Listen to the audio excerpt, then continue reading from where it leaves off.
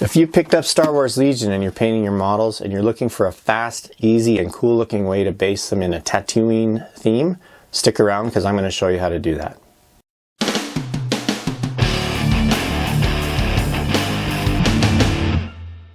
Alright guys, so what I got here is I've got three out of focus Stormtroopers. These are the result of the method that I used in my How to Paint Stormtroopers for Star Wars Legion tutorial. And you know, this is after basically touching up the white here and there with some highlights, painting the guns with that black metallic I talked about, and then matte varnishing them, and then going back over some of the the white armor parts with the satin varnish, namely this one. And you know, you could also gloss them for sure, because if you want that super shiny look on them, that's great. I just was looking for something a little more subtle, and that's how I did them. Now my next step is that I want to do like desert bases like Tatooine, and ultimately the technique I'm going to show you is really fast, and it's going to look something like this. Now you know, honestly, let's just get started, but I really like how this looks, and I'll show you how I do it. You need two products. You need, for this method, you need Vallejo Desert Sand. It's like a texture paste, and I'll show you how this works in a minute. You need Seraphim Sepia, or Sepia, depending on how you like to pronounce that. I have a big bottle, you don't necessarily need this much. You're also going to need a brush that you can be pretty hard on, because you're going to be brushing on this, you know, this texture paste with said brush. So don't use like your nicest detail brush kind of thing. I'm going to use an old, probably this old Citadel base layer brush that's obviously seen better days based on like the way it's all frayed on the end and stuff. And then you're going to use that to brush on the desert sand paste first, and then I'll show you where we'll go from there. Now what I've done is I've actually got the finished one that's already been had the, where the hell am I? One that's already had the paste applied, and then this is the one where we're just going to start from scratch. So I like to shake it, and the reason I like to shake it is, I'll show you in a minute here. What happens is it gets the paste up onto this white piece, you know, this white seal, and I like to work from that so that you can keep the lid on here so it doesn't start to dry out on you, because it will eventually start to dry out if you don't take care of it that way. It's kind of messy stuff, by the way, so you want to have a nice work area to work from. Yeah, and literally all you're going to do here is take some and brush it on, and brush it around his feet, cover the whole surface of the base. Really doesn't matter too much if you're using, like if it's got paint on it on the base already, really it doesn't matter at all, because you're going to be covering it up so much. You know, if it's black, you may see some black come through this, depending on how thin you put it on. But it's pretty opaque actually. There's a couple of reasons. So obviously another way to do a desert base is put glue on the base and dip it in sand and dry brush and all that jazz. But here's why I like this better. A couple reasons. One, it's really pretty fast and easy, and it's kind of nice to work with. Two, a lot of sand, like if you think about desert sand, and I'm thinking literally like Sahara Desert kind of thing, it's really fine stuff, right? Like it looks like smooth hills of tan color. Am I completely not letting you see this? Sorry.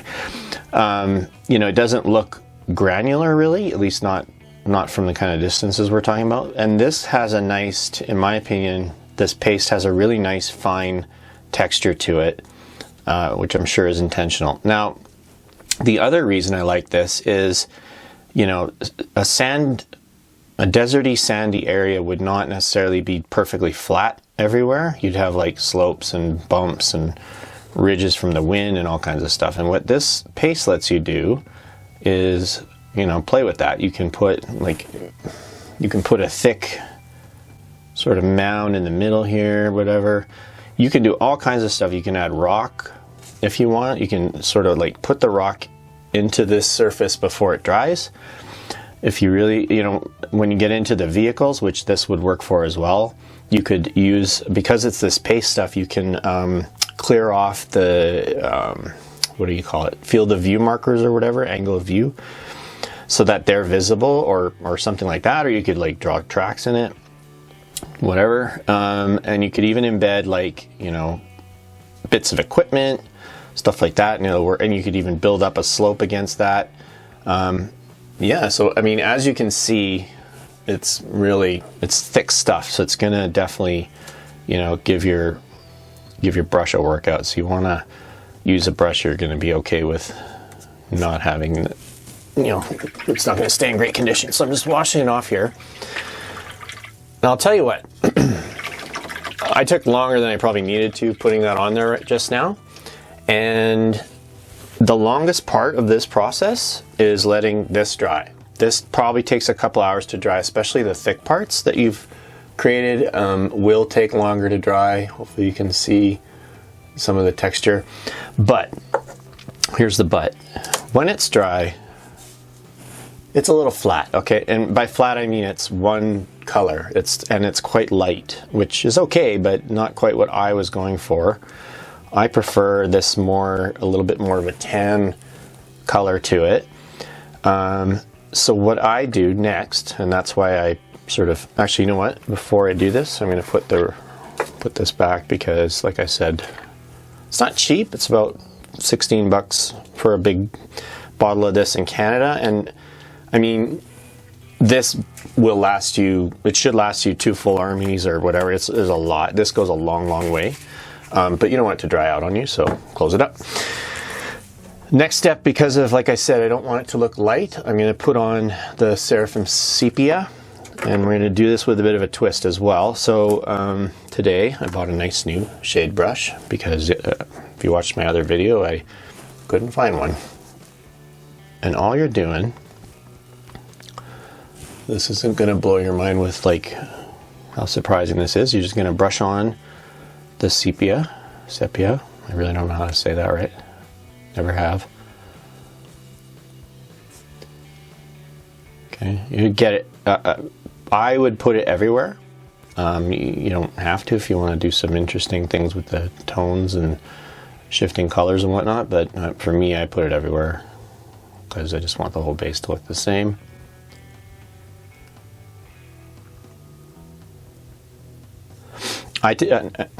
Missed a spot, sorry. And I do one other step. I do this with my pinky, okay? And I just, all that's doing is pulling some of the wash off some of the slightly raised sections. I mean, you could also dry brush it, but this is how I want to do it. And I like how that gives it a mixed tonality that you can kind of, I don't know, hopefully you can see it on this guy. It might be hard, and I just can't seem to hold these guys right for the camera today. And it's your, you know, it's your pinky. You just wipe off between wipes on the figure, and maybe have a piece of, what do you call it, paper towel handy, and it's not going to kill you, it won't hurt, it's not toxic, and it's really fast and effective. I mean, that's it. I'm done. This just has to dry. Now, some of you are out there going, dude, that's a really boring base. It's like just sand. Like, that's really it. That's all you're going to do. Not necessarily. So, a couple things you can do here. One is, if you'd like it to be even lighter or just have more texture to it, you could hit it with a dry brush of like bleach bone or whatever bone color, ushabti bone. I wouldn't go white, you know, that's going to be too bright. I actually don't think I'm going to do that, because I think I really like this look as it is already. You could also add tufts. It might be hard to see this. This is Army Painter Battlefield tufts. This is a winter tuft, so it's probably not ideal. I couldn't find if I had any like sort of, what you would use is like a dead grass, right? So something that's tan or like wheat colored sort of, and maybe in some, you know, varying sizes. Once this is dry, super easy to just glue your tufts onto here and call it a day.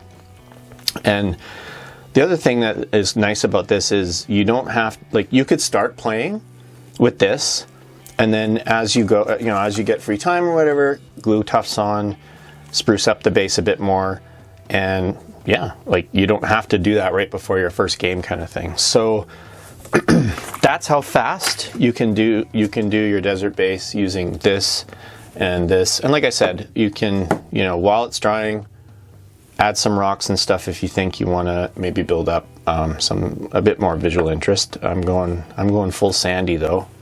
I just like the sandy look, and that's it. You know what? Leave me a comment below if you are doing desert bases for Tatooine or, you know, any other game really, and just how do you do it, or are you going to try this method? Oh, bonus points here. This would also work great for bolt action, like Africa armies, by the way. Any desert theme base you want to do is going to look great with this method. And that's it. Hope this was helpful. Please consider liking and subscribing if it was. And we'll hopefully see you next time for more Star Wars Legion and other painting tutorials. Thanks.